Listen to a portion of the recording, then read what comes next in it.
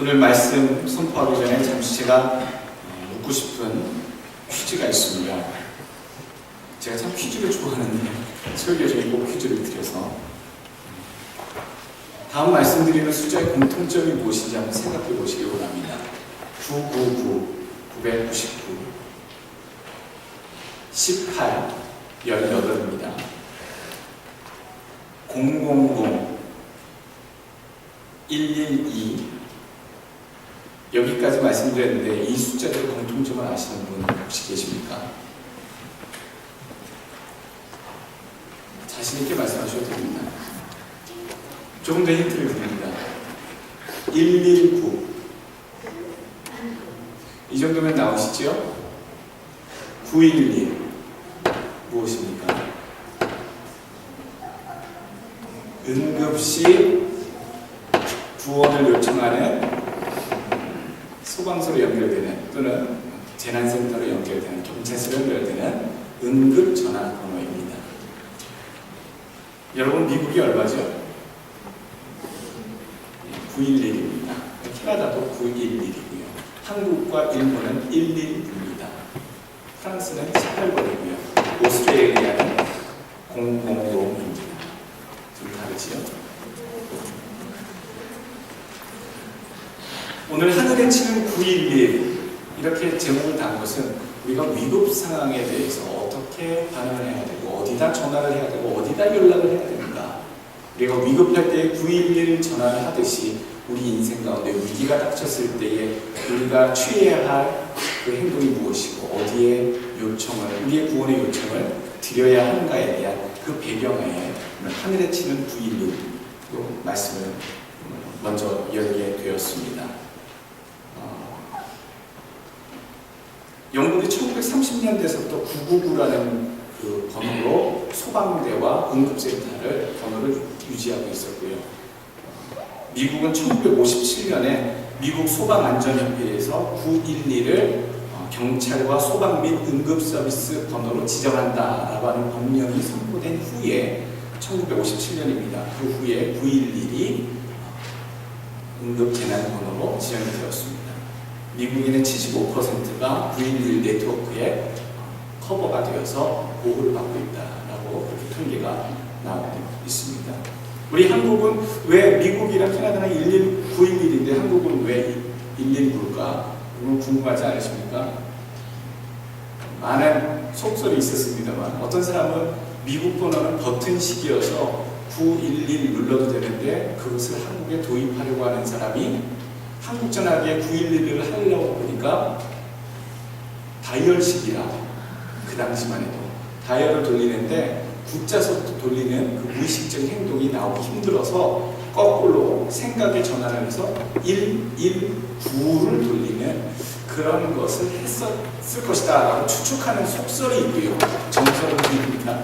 그리고 어떤 분들은 소방의 날이 11월 9일이기 때문에 119로 했다라고 하는 사람도 있습니다.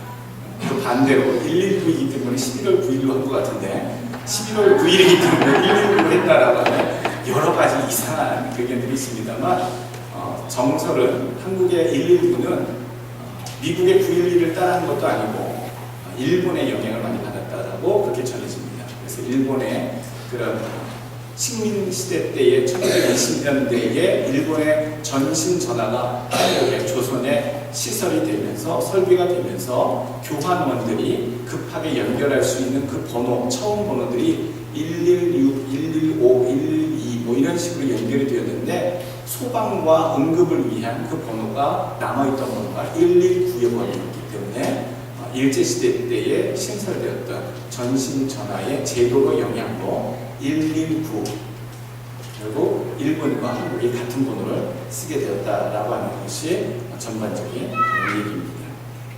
재미있죠? 재미있으라시라고 하시면 안 돼요. 우리가 압니다. 위급할 때 119. 근데 결정적인 차이가 있습니다. 911과 119의 차이점이 무엇일까? 119는요 무료입니다. 수도 없이 전화하고 달려와 줍니다. 정말 힘들고 어려운 일인데도요, 다 무료로 해주는 것. 직구중 일, 어려운 일, 굳은 일 같은데도요, 그래도 전화해서 이러이러한데 도와주세요. 그럼 출동해 줍니다. 그게 119고요. 911은 출동해 주는데 나중에 뭐가 날라오더라고요. 통지서가 날라오더라고요. 돈 내세요. 그 차이인 것 같습니다. 위급한 라인, 위급한 상황에 여러분 전화할 때가 있다는 게 얼마나 귀한 일입니까?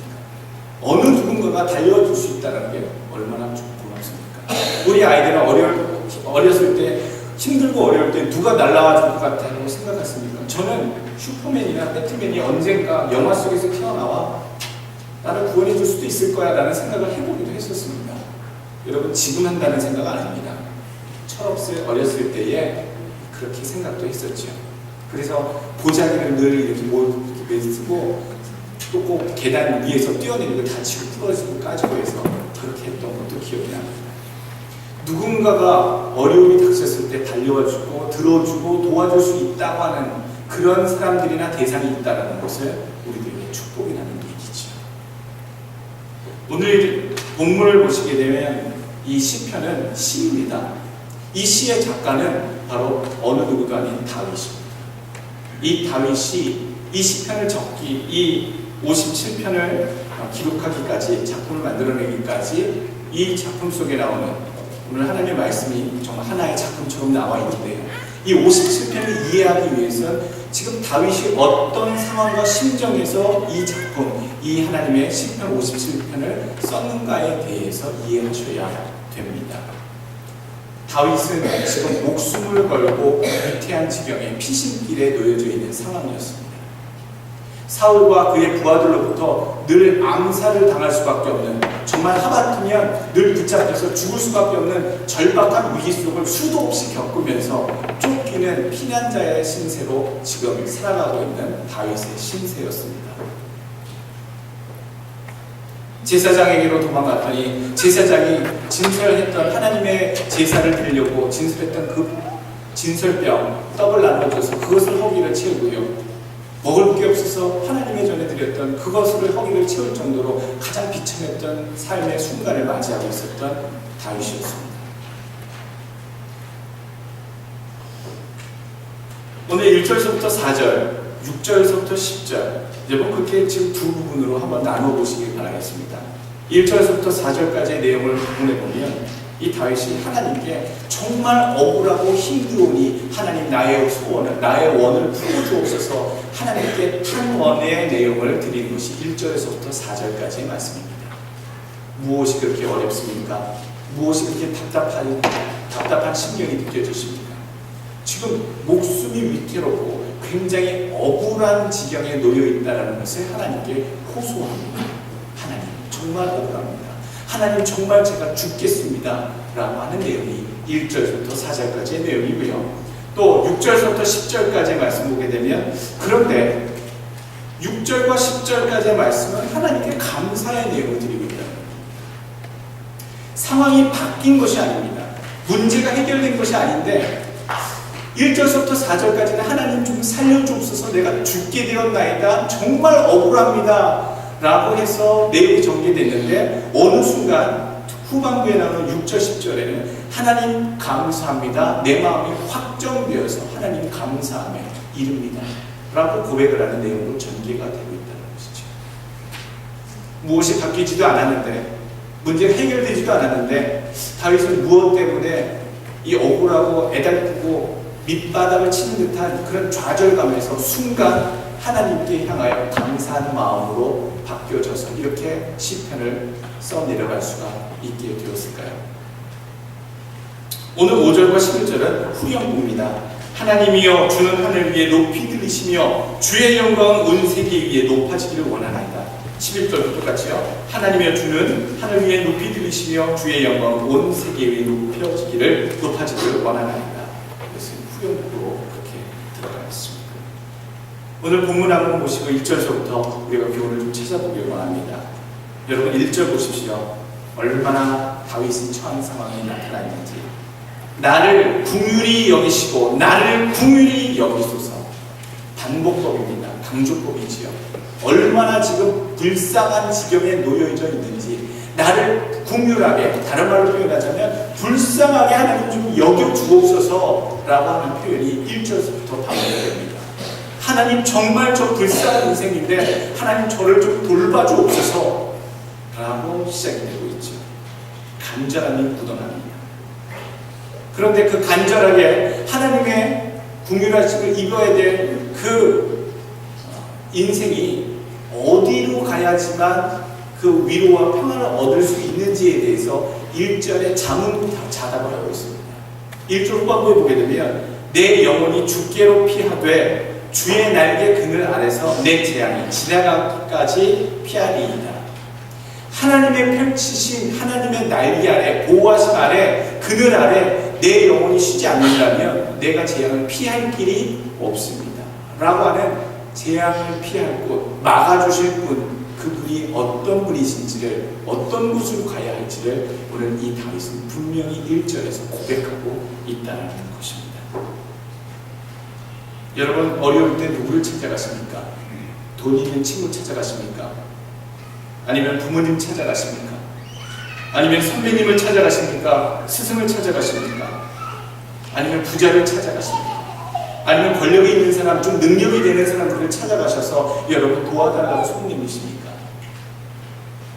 가실 수 있습니다. 찾아가실 수 있습니다. 그러나 잊지 마십시오. 여러분 가장 먼저 찾아가셔야 될 분, 그리고 가장 먼저 의지하셔야 될 분은요, 우리 하나님이 되셔야 합니다. 이 땅에 어느 누구도 여러분들을 가장 먼저 도울 수 있는 사람은 없고요, 가장 크게 의지할 만한 이 땅의 피조물과 인생들은 이 땅에 존재하지 않습니다. 우리는요, 하나님을 근본적으로 의지해야 하고 하나님께 가장 먼저 우리의 애달픔을, 우리의 불쌍한 처지를 알아야 되는 신세들인 것 여러분 아시고, 하나님의 날개 아래를 찾아가는, 하나님의 국률하심을 찾아가는 여러분들 되시고, 그 구원하심을 힘입는 여러분 되시길 주의 이름으로 축원합니다. 두 번째로 우리에게 주시는 교훈입니다. 2절 말씀 한번 보시죠. 내가 지극히 높으신 하나님께 부르짖으며 곧 나를 위하여 모든 것을 이루시는 하나님께로다 라고 얘기하고 있습니다. 우리 하나님은 능히 구원하실 수 있는 분이시다. 그리고 나를 위하여 원하신다면 모든 것을 하실 수 있으신 분이시다 라고 하는 그 전제, 그 고백이 여러분들 믿음 가운데 있으셔야 됩니다. 이건 하나님도 못하실 것 같아요. 이건 이 땅에 나를 도와줄 수 있는 사람이 한 명도 없어요. 부자도 안 되고요, 능력자도 안 되고, 어떻게 의사도 안 되고, 선생도 안 되고, 정치가도 안 되고, 힘있는 자도 안 되고, 어떠한 자도 할 수 없는 거예요 라고 느껴질 때에 여러분 하나님도 할 수 없을 거예요 라고 여기져 주신다면 그것은 큰 실수입니다. 여러분, 우리 하나님만큼은 어느 누구가 할 수 없을 이 문제라 할지라도 우리 하나님은 하실 수 있을 겁니다. 하실 줄 믿습니다. 하나님은 하십니다 라고 하는 그런 확신에 찬 부르짖음이 여러분 믿음 가운데 있으셔야 돼요. 여러분 문제가 생기실 때 기도하시죠. 벼랑에 떨어진 사람, 매달린 사람 지푸라기라도 짚는 심정으로 기도하십니까? 그냥 기도라도 한번 해볼까? 라고 하는 심정으로 기도하십니까? 아닙니다. 그렇게 기도하지 마시고요, 그기에 나를 살리는 하나님이 내게 내려주시는 동아줄이야, 생명의 구원줄이야 라고 생각하시면서 하십시오. 하나님만이 내 길을 열어주시고 하나님만이 다른 사람의 손길을 통해서 주실 수 있고 다른 사람의 일들을 통해서 또 환경을 통해서 내게 하시는데 그걸 진행하시는 분은 하나님이시라는 걸 여러분 마음속에 깊이 잊지 마시고요, 절대로 의심하시거나 기도하시면서도 이 일이 되겠어? 이 일이 과연 일어날까? 이런 의심 여러분 하시면 기적을 바라지도 마십시오. 주께 믿고 구하는 기도는요, 될 줄로 믿고 기도하는 그 기도만 응답하십니다. 작은 믿음이라 할지라도요, 될 줄로 믿는 자에게는 하나님이 산을 옮기시는 역사를 하실 줄로 믿습니다. 여러분 그런 믿음이 하나님께 모두 보여주시길 주의 이름으로 축원합니다. 또 3절 세 번째 우리에게 주시는 교훈의 말씀 보게 되면 지극히 곤고한 중에서도 참 이 다윗이 잊지 않는 자세가 있습니다. 오늘 5절 말씀 한번 보시죠. 하나님이여 주는 하늘 위에 높이 들리시며 주의 영광은 온 세계 위에 높아지기를 원하나이다. 5절과 11절 말씀 보면 여러분 상황을 이해하지 못합니다. 정말 낭망하고 가슴을 치고 있고 인생의 밑바닥을 기고 있는 내동댕이 쳐져진 것 같은 위기의 다윗인데요. 상황이 하나도 안 바뀌었는데요.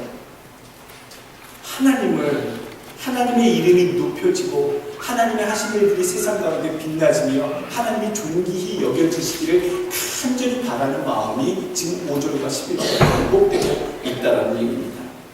여기에서 발견해야 될 우리가 주는 교훈이 여기 있습니다.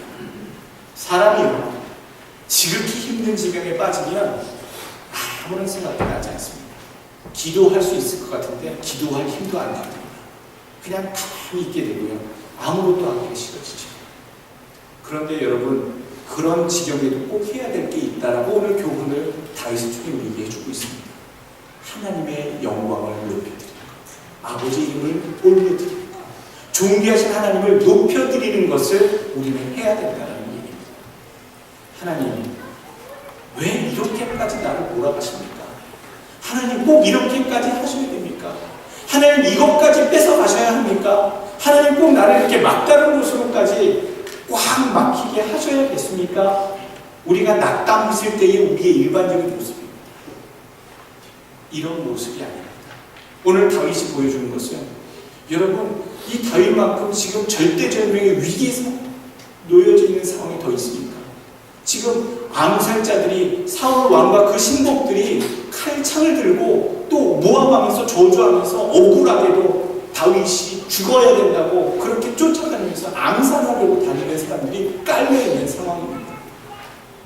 그런 중에도 하나님의 이름이 높여주셔야 됩니다. 하나님 영광 받으시옵소서, 하나님 존귀하시기를, 지존하시기를 하나님 간절히 원합니다 라고 고백하는 것은요, 우리가 불평이 튀어나오고요, 원망이 튀어나오고 짜증이 나고 화가 나는 그 밑바닥의 상황에 처해 있을지라 할지라도요, 그럼에도 불구하고 하나님의 이름을 찬양하는 것, 하나님의 이름을 높여드리는 것, 우리 하나님 그래도 내가 존경하고 경외한다라고 하는 사실을 여러분 하나님 앞에 보여드릴 수 있는 그런 믿음을 오늘 성경은 우리에게 보이라 얘기하고 계십니다. 여러분, 그런 믿음이 되시길, 그런 믿음을 보여주시는 여러분 되시길 주의 이름으로 축원합니다. 여러분, 상황은요 사람을 구속하는 것이 아닙니다. 오히려 어떻게 정말로 힘든 상황이면 그 상황을 통해서 사람의 됨됨이를 보여주고요, 그 사람의 인격을 드러내게 해주고요, 그 사람의 믿음을 나타나게 합니다. 어려운 중에 빠져서 불평하고 성질을 내고 화를 내는 건 세상 사람들이 하는 패턴입니다.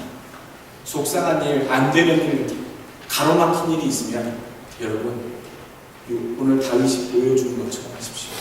하나님을 그런 지경에서도 하나님께 존귀를 드리고 영광을 드리고 찬양할 수 있는 여러분 되시길, 세상 앞에 하나님 앞에 신앙의 큰 모습을 보이시는 여러분 되시길 다시 한번 부탁드리겠습니다. 네 번째 우리에게 주시는 교훈의 말씀은요, 오늘 이 다윗처럼요 확정의 마음을 가지시라는 얘기입니다. 무엇을 확정하는가, 무엇을 마음에 확정했는가. 오늘 7절 말씀 보시죠. 하나님이여 내 마음이 확정되었고 내 마음이 확정되었사오니 내가 노래하고 찬송하리이다.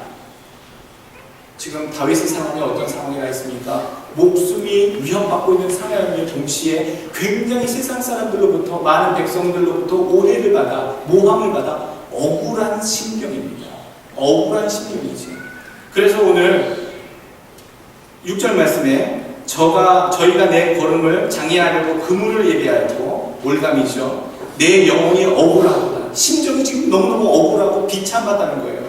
그런데 그 억울하고 비참한 상황과 심정에게 하나님 어떻게 하시냐면은 3절 말씀, 저가 하늘에서 보내사, 뭘 보내시는지 안 나와 있어요. 나를 삼키려는 자의 비방에서 나를 구원하실지라. 하나님이 그 인자와 진리를 보내시리로다. 하나님께서 인자하신 하나님의 구원의 손길을 나한테 보내시고요. 그리고 진실, 그 진리가 억울하지 않게끔 밝혀지게끔 진리를 내게 베풀어 나타나시게 하신다는 거예요. 하나님께서 나에게 향하신 인자의 손길과 내게 억울하고 눌려있는 정말로 속상한 그 상황에 대한 진실을 밝혀 보여주시는 하나님의 진리가 내게 하나님 보내주신다는 거예요. 그러니 오늘 그러실 줄 믿고 지금 6절에서부터는 이미 보내주신 하나님을 내가 믿기 때문에 제가 감사의 마음을 드립니다. 미리 하실 줄로 믿고 드립니다. 여러분, 우리의 감사는요, 조건적인 감사가 되어서는 안 돼요. 사랑도 조건적인 사랑이 되어서는 안 돼요. 그럼에도 불구하고의 사랑이어야 되고요. 그럼에도 불구하고 늘 감사합니다의 상황이 되어야 됩니다. 우리가 상을 받고 축복을 받았을 때 감사할 수 있는 것은요, 자연스러운 일입니다. 어느 누구도 할 수 있는 일입니다. 우리가 조금 눌리고 힘들고 곤두박질 쳐 있는 상황에 놓여 있을 때조차도 우리가 감사할 수 있고 우리가 사랑할 수 있다면 여러분, 그게 참된 감사고요. 그게 진짜 참된 사랑의 실천입니다. 오늘 이 다윗은 상황이 바뀐 것도 아니고 문제가 해결될 것도 아니고 목숨을 구하는 그 마수의 손에서 벗어난 것도 아닙니다. 그럼에도 불구하고 하나님께서 내게 인자의 손길을 베푸실 것을 믿고 또 억울한 누명을 벗겨주실 그 진리를 주실 것을 믿는 그 마음을 확신하기 때문에 하나님께 먼저 감사의 마음을 확정하여 드린다라고 고백하고 있습니다. 조건적이지 않다라는 의미입니다. 여러분도 이같이 되시길 주의 이름으로 축원합니다. 주여, 내가 만민 중에서 주께 감사하며 열방 중에서 주를 찬송하리이다. 7절서부터 11절까지의 내용은 하나님의 구원을 확신하며 또 오히려 감사의 마음을 내 마음속에 확정하겠다라고 하는 내용이 들어가 있습니다. 이제 여러분, 하나님의 백성에게 혹시 고난이 닥치고 재앙이 닥칠 때에 여러분 어떻게 해야 할지 여러분 마음의 행동 양식들 여러분 준비하시길 바랍니다. 여러분, 재난이 닥쳤을 때 어떻게 행동합니까? 지진이 닥쳤을 때 우리 아이들 학교에서 교육받은 대로 탁상 밑에 들어가거나 빨리 건물 밖으로 나오거나 어떤 그런 훈련들을 참 잘 받았어요. 여러분, 우리 인생 가운데 영적인 도전, 현실적인 도전, 재앙과 고난이 닥쳤을 때 여러분 행동 매뉴얼이 있으셔야 됩니다.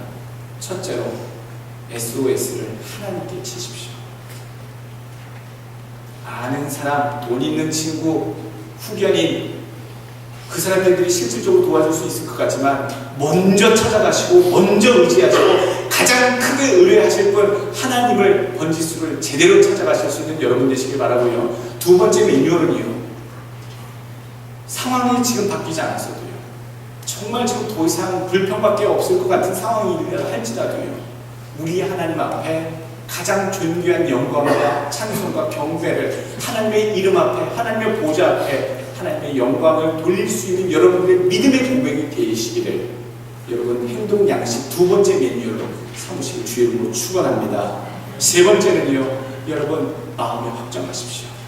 그렇게 찬양하고 경배하는 우리 하나님, 나를 지금 당장이라도 구원하시고 도와주시고 그 어려운 지경에서 살려주실 것을 여러분 그 믿는 그 믿음으로 마음에 미리 감사하시고 그 감사함의 마음을 확정하여 하나님께 보이시는 여러분들의 믿음이 되시길 주의 이름으로 축원합니다. 하나님을 의지하시고 감사하는 믿음 되시길 다시 한번 간절히 바라겠습니다. 기도하겠습니다.